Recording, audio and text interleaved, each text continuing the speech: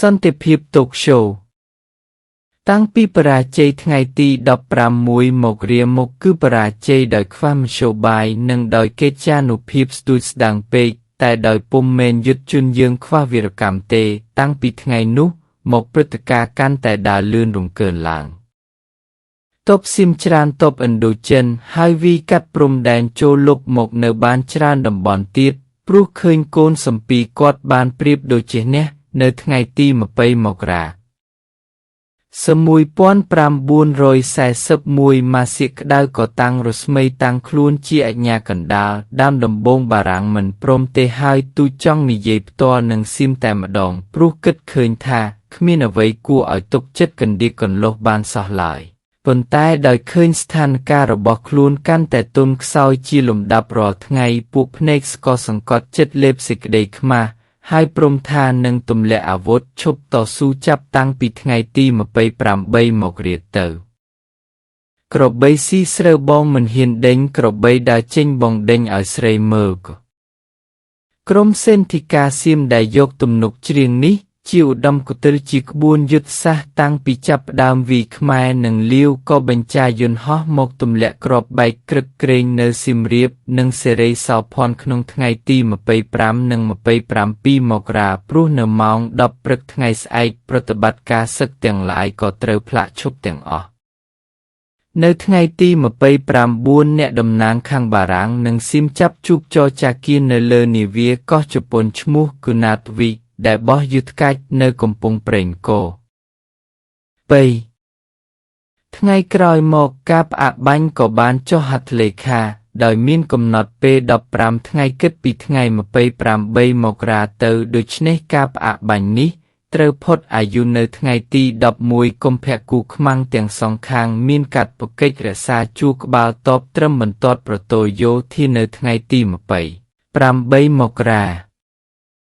លុះបានសម្រេចគ្នាយ៉ាងនេះហើយបារាំងនិងសៀមក៏នាំគ្នាទៅចរចាសន្តិភាពនៅក្រុងតូក្យូរាជធានីជប៉ុនក្នុងនោះជប៉ុនតាំងខ្លួនអាប៊ីតជាមជ្ឈិតក៏បើកឱកាសឲ្យកូនសម្ពីរបស់ខ្លួនបំភ្លើសការទាមទារពីបារាំងខ្លាបាក់ឡូនេះខំក្រហមញញមាត់ដែលអត់ចង្គមសោះត្បូងចកពុំមានញើសខ្លាចដល់តូចមួយឡើយគិតពីលោតមកត្របាក់ដុំផ្លូវទាំងពីរគឺខ្មែរនិងឡាវកិច្ចចរចានេះតាក់ទងដល់ជីវិតកម្ពុជារដ្ឋមែនពិតតែខ្មែរយើងពុំមានសិទ្ធិចូលជែកនឹងគេទេព្រោះយើងមិនទាន់បានឯករាជ្យនៅឡើយគេចាត់ទុកយើងជាបរិមានឥតទម្ងន់សៀមគំញែងទាបារាំងរត់ទប់តែយ៉ាងនេះលុះដល់ថ្ងៃទី11កុម្ភៈដែលជាថ្ងៃផុតគំនិតផ្លាកការបាញ់ដោយមិនបានផលអ្វីសោះគូភីគីក៏ตกលងពន្យាពេលថេរវេលាថែម15ថ្ងៃទៀតបន្ថែមពេលយ៉ាងនេះហើយក៏នៅមិនដាច់ស្រេចដែរក៏លើកថ្ងៃទីកំណត់ទៅថ្ងៃ7មីនាដើមដំបូងជប៉ុនធ្វើជាគណៈកណ្ដាលដោយខន្តីប៉ុន្តែដោយក្រោយមកទប់នឹងផ្ចាញ់ពុំបានដោយខឹងថាខូចពេលវេលាយូរពេកក៏តាំងលាត់ដៃអាវមួយជើងខោចូលប្រឡូកជ្រៀតជ្រែកផងបារាំងភ័យញ័រខ្លួនដូចមន់ឃើញទឹកក្តៅក៏តាំងទម្លាក់ស្លឹកត្រចៀកព្រមស៊ីញេលិខិតសម្រុបមួយនៅថ្ងៃទី11មីនារហូតដល់ថ្ងៃទី9ឧសភា1941ទើបគូភីគីបានចុះហត្ថលេខាលើសិទ្ធិសញ្ញាជាសង្ឃរេចឯកសារនេះបង្ខំឲ្យកម្ពុជានិងឡាលះបង់អាណាខេត្តអស់70000គីឡូម៉ែត្រទ្វេគុណបារាំងបានយល់ព្រមតែដោយធ្វើពនីយ៉ាងជាក់លាក់ព្រោះថាសិទ្ធិសញ្ញានេះកើតឡើងដោយមានការបង្ខិតបង្ខំពីមហាអំណាចចរសៃវៀនអ្នកអានទាំងឡាយគង់ឆ្វេងយល់ច្បាស់នៅទំហំទុក្ខលីកំហឹងដែលពុះពោក្នុងទ្រូងទីឃាវុធក៏ជាអ្នកស្នេហាជាតិយ៉ាងមោះមុតក្នុងពេលដែលសំណាងអាក្រក់មកកាត់ពន្លះមេឃធាងនៃមាតុភូមិបណ្ដាលឲ្យកាន់តែរួមតូចទៅទុកនេះត្រូវគុណមួយជា10ទៀតព្រោះអកុសលផ្ចាមកជាប់ជាឆ្លើយនៅប្រទេសខ្មាំងពិតមែនតែពេទ្យសៀមបានថែរក្សារបួសឲ្យខ្លួនបានជាសះស្បើយដោយស្រួលបួលពិតមែនតែការថែទាំនេះ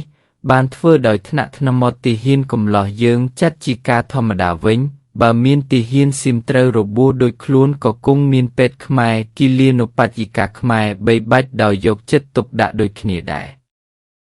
មួយទៀតដោយនឹកឃើញដល់បទពិសោធន៍ថ្មងថ្មីរបស់ខ្លួនទីឃីវុឌ្ឍខំប្រយុទ្ធមាំមួនក្នុងចិត្តប្រឆាំងនឹងអាការមួយដែលខ្លួនចាត់ទុកជាស្នេហ៍របស់សៀមស្នេហ៍នេះជាជំងឺរាតត្បាតធំណាស់មើលចុះនៅតាមនិគមជនបទឲ្យតែមានរលខោនសៀមមកលេងកាលណាវាឈួតទាំងសេអទាំងប្រុសទាំងចាស់ទាំងក្មេងដំដងសំដីសៀមក៏ពីរោះញឹមសៀមក៏ស្រស់បង្អែមសៀមក៏ឆ្ងាញ់ពិសាកិរិយាសៀមក៏ទន់ភ្លន់អ្វីទាំងអស់របស់សៀមគួរឲ្យប្រតិព័ទ្ធគិតសពទៅទាំងនោះសុទ្ធតែជាថ្នាំពិសឬជាទុយខ្មែរស្លាប់តែនឹងស្មោះត្រង់ហើយលងក្នុងកណ្ដាប់ដៃរោគច្រើនលើកច្រើនគ្រាណាស់មកហើយល្មមដល់ពេលញាក់ខ្លួនហើយដឹងចិនតាមូម៉ៅនទីឃីវុឌ្ឍរោឆាប់ឆេះខ្លាំងឡើងទៀតយីនាងចានារីចន្ទទំននឹកដល់មានវិនិច្ឆ័យភិលមកំហឹងមកអង្រួនអស់អង្គប្រានអ្នកកំឡោះដេកទន្ទឹងចាំដល់ថ្ងៃត្រឡប់ទៅស្រុកវិញព្រោះគួចស្អប់សៀមមិនថារូបណាជារូបនៅយូរទៅសំអប់កាន់តែក្រាស់ណែនឡើងមិនខ្ជិលនិយាយរកអ្នកណាទេគួរសមនឹងជនណាទាំងអស់សំបីរិទ្ធចំពោះសមាជិកកាបាតក្រហមក៏ដោយបាយទឹកលេបបាន2-3ម៉ាត់រួចតាំងសញ្ជប់សញ្ជឹងតែម្នាក់ឯងរងទន្ទឹងតែថ្ងៃដែលបរិបកទាំងពីរខាងត្រូវបដូរឆ្លើយគ្នាទៅវិញទៅមកសិទ្ធិសញ្ញាសន្តិភាពតូក្យូឬហៅខ្លីថាគូសន្តិភាពតូក្យូជាគំរូយុទ្ធធម៌យ៉ាងក្រាស់ទៅចិត្តខ្មែរទ្រូងខ្មែរនឹកដល់កាលណាក៏គ្រាន់ខ្នាញ់ឥតចេះចប់គិតមើលចុះខេត្តបាត់ដំបងត្រូវដាច់ទៅទាំងមូលហើយយកដោយទាំងភាគធំនៃខេត្តកំពង់ធំសៀមរាបស្ទឹងត្រែងធ្វើបើមិនសូវសំខាន់ព្រមទាំងជំនាខេត្តពោធិ៍សាត់មួយបន្ទះទៅទៀតផងបងប្អូនកាន់សាសនាដូចគ្នាមានប្រពៃណីដូចគ្នាស្រូបយកឲ្យធម៌ដូចគ្នាពិតមែនតែបើបានឱកាសកាលណាបងតែងលោតមកត្របាក់ប្អូនលេបដោយឥតញើតមាត់ទេទាំងនេះនៅតែគេថាមិនមែនដោយអំណាចខូចខើទេគឺដោយស្រណោះអាណិតទៀតគេយកលេខថាព្រោះតែមានមនោសញ្ចេតនាជាបងប្អូនយ៉ាងនេះហើយទើបគេស្ទុះមកជួយស្រោចស្រង់យើងឲ្យរួចពីភាវៈកញ្ជះបាតជើងបារាំងអីចឹងមែនព្រោះតែចង់ឲ្យខ្មែរបានល្អហើយទើបដេញខ្មែរយើងឲ្យលែងរៀនភាសាខ្មែរលែងឲ្យស្ត្រីខ្មែរស៊ីស្វាលែងស្លៀកសំពត់ចុងក្បិនហើយបង្ខំឲ្យពាក់ក្រឡេមក្រឡោមពេញទាំងក្រុងបាត់ដំបងថាក្មេងទៅចុះគ្រាន់មើលសំភ្នែកខ្លះឯចាស់កណ្ដាលមនុស្សវិញម្ដាយកូនឲ្យមើលតែស្វាប៉ាហ៊ីតែម្ដងគេស្រឡាញ់យើងណាស់សូម្បីតែនាមស្រុកទេសភូមិតូចតាចអ្វីក៏គេដូរគ្មានសល់ឡើយបាត់ដំបងคล้ายជាប្រទេសបងក្រឡាញ់ជាភិបុលសង្គ្រាមភិបុលសង្គ្រាមគឺមកជាអធិធរដតអតិតទេវតិគឺសស្ដំជួមគឺភេវិរយដេតអ្វីទេពីរីតិចគឺសត្រូវខ្លាចជាប្រែអស់គ្មានសល់អ្វីទេភូមិវត្តស្វាយឡើងទៅជាអាមជារុនក្អំភ័ណ្ឌអូតាគីជាខ្លងប្រាអគ្គីអូព្រះគីដូចអ្នកអានទាំងឡាយគង់បានដឹងស្រាប់ហើយថាអូតាគីជាភូមិកំណើតរបស់ទីឃីវុឌ្ឍក្រោយពីបានត្រឡប់អំពីជាប់ជាឆ្លើយសង្គ្រាមនៅក្រុងបាងកកមកទីហ៊ានកំលុះក៏ទទួលតំណែងថ្មីជាជើហ្វាយស្រុកពួកទីប្រជុំជនពួកតាំងនៅខាងលិចរវាង15ពីទីក្រុងសៀមរាបពីពួកទៅស្ទឹងព្រះស្រុកជាព្រំដែនថ្មីក្នុងភូមិភាគនេះមានចម្ងាយ7មកប៉ុណ្ណោះទេដោយហេតុថាព្រំដែនអង្គិតជិតមកទីប្រជុំជនដូច្នេះបញ្ហាថ្មីចំណោទថ្មីក៏កើតឡើងស្ទើរមិនលួសថ្ងៃនាំឲ្យអ្នកមានមុខតំណែងត្រួតត្រាបានកង្វល់អំពូលមិនចេះតិចទេបន្តិចថាមានចោរលួចបន្តិចថាមានចោរប្លន់ថាមានរត់កុយពួកទុច្ចរិតទាំងអស់រត់ភ្លុចចុះដូចឡើងកាត់ព្រំដែនដូចគេកាត់របាំងកំពុកអ្នកនៅខាងដែនថ្មីរបស់សៀមក៏ដូចអ្នកនៅខាងដែនខ្មែរដែរតែងលួចឆ្លងព្រំដែនទៅមកសួររកបងប្អូនបន្តិចជ័យថាមានឧបត្តិហេតុយ៉ាងនេះយ៉ាងនោះមិនសូវស្ងាត់នាំឲ្យចៅហ្វាយស្រុកពួករវល់ចាត់ការមិនស្គាល់ថ្ងៃឈប់ឡើយ